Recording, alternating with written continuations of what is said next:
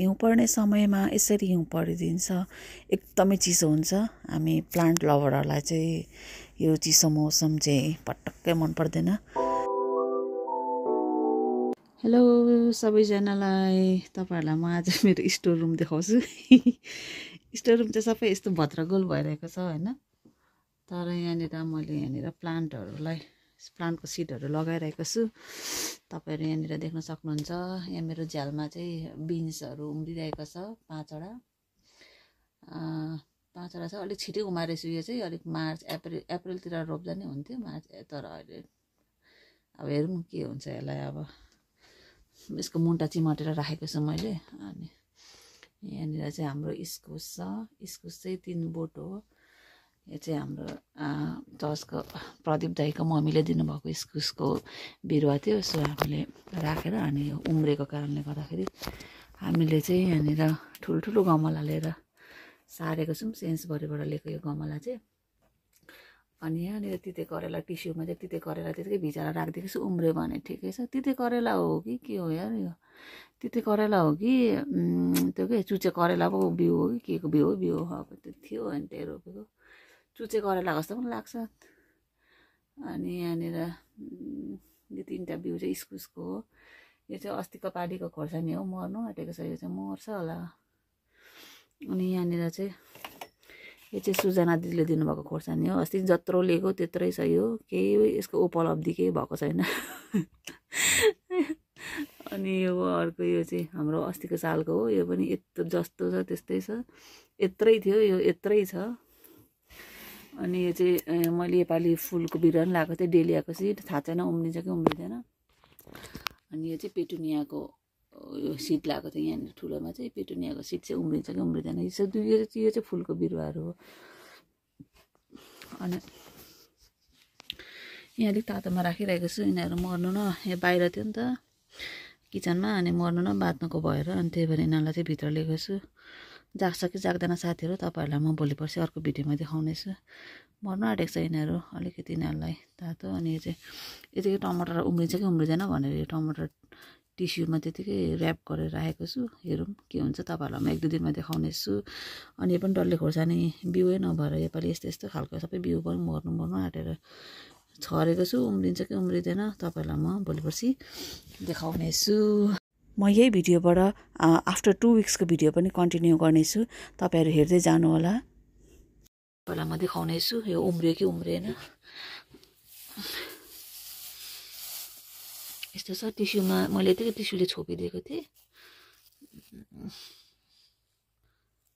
छैन उम्रिनु चाहिँ उम्रेको रहेछ। ल साथीहरू, यतिकै टिस्युले छोपेको थिएँ, यसरी उम्रिँदै रहेछ। 1-2 दिनमा तपाईँहरूलाई म देखाउनेछु। अलिक ठुल्ठुलो भएको बिरुवाहरू देखाउनेछु। अहिले अलिक उम्रिँदै रहेछ, यतिको हुँदै रहेछ। आज मेरो यो अकबरे खोर्सानीहरू छ नि, यो साह्रै बिजोक अवस्थामा छ। 1 वर्षदेखिको यो चाहिँ यतिकै छ, लडिरहेको छ यिनीहरू। सो यिनीहरूलाई आज म यो माटोहरू पनि राम्रो भएन, पुरानो भयो। जराहरू पनि यसरी माथि आइसकेको छ। तपाईँहरू यहाँ देख्नुहुन्छ यसको जराहरू माथि नै छ। यो पनि यतिकै बसिरहेको छ, बढेको पनि छैन, केही पनि भएको छैन। सो यिनीहरूलाई म आज माटो सार्नेछु। तपाईँहरूलाई म यिनीहरूलाई रिपोर्ट गरेर देखाउनेछु। आज स्याटरडे छुट्टी छ। सो अब हामी बारीमा काम गर्नेछौँ। तपाईँहरूलाई म हाम्रो बारीतिर लानेछु। यो अकबरे खोर्सानीहरूलाई चाहिँ यहाँको मल माटो यिनीहरूलाई चेन्ज गर्नेछु। तपाईँहरूलाई हाम्रो यो बाहिरको कुराहरू हामी देखाउनेछौँ। यस्तो छ, घाम अलिक ठिनिक्क लागेको जस्तो छ। हाम्रो बारी चाहिँ सफा छैन अहिले, भर्खर विन्टर गएको छ। सो स्ट्रबेरीहरू पनि बेहालत छन्। अब यिनीहरूलाई पनि हेर्नुपर्ने छ। सो रुखो छ। अब हामी यो अकबरेलाई चाहिँ हामी सार्नेछौँ।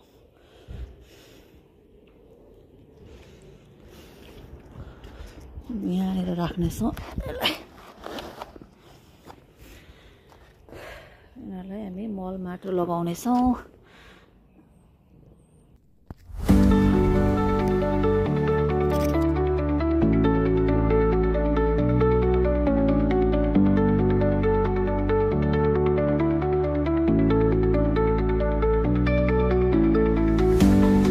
साथीहरू यहाँनिर मैले अकबिरेहरूको बिरुवाहरू सबै यहाँनिर सारिसकेको छु। एउटा चाहिँ ठुलो बोटमा सारेँ, यसमा भएको यसमा सारेँ। अनि सानसानो बिरुवाहरूलाई चाहिँ यो माटो बा खुम्चेरो नबढेको कि भनेर मल चेन्ज गरिदिएको छु। हेरौँ यिनीहरू कस्तो हुन्छ। अनि 2 हप्ता पछिको भिडियो फेरि मैले यहाँनिर जोडेको छु, हेर्नु होला। यहाँ स्प्रिङ लागिसकेको छ, देख्नुहुन्छ यहाँनिर अलिअलि घाम लाग्दैछ। हाम्रो बारीहरू चाहिँ सबै बाँझो नै छ। यहाँनिर घाँसहरू पनि सबै यस्तो छ। अब यो सबै काट्नुपर्छ। सिमी साग पनि मरिरहेको छ सबै चिसोले, केही छैन, बारी सबै खाली छ। यहाँ हाम्रो मिस्टर राई चाहिँ खन्दै हुनुहुन्छ। उहाँले योपालि बारी खन्ने कार्यक्रम गर्दै हुनुहुन्छ। यहाँ चाहिँ हामीले भित्र राखेको इस्कुसको बिउलाई हामी यहाँ भोलिपछि सार्नेछौँ। यहाँनिर यो चाहिँ अस्ति हाम्रो ग्रिन हाउस हावाले उडाइदिएर यस्तो भइरहेको छ। प्लास्टिक सबै उडाइदियो हावाले, अनि यस्तो भएको छ।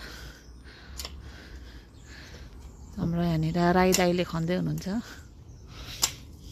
मिलाएर खन्नुहोस् हजुर, खन्दाखेरि अलिक।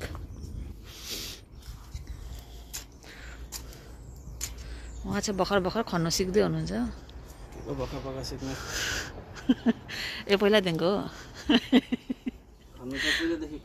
ए हो, तर मैले नदेखेको रहेछु। पारा चाहिँ भर्खर ठिकै छ। यहाँनिर अब साग छर्नुपर्छ।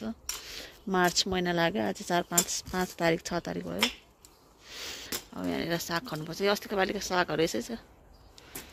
यहाँ त मर्दैन रहेछ हौ चिसोमा पनि सागहरू चाहिँ।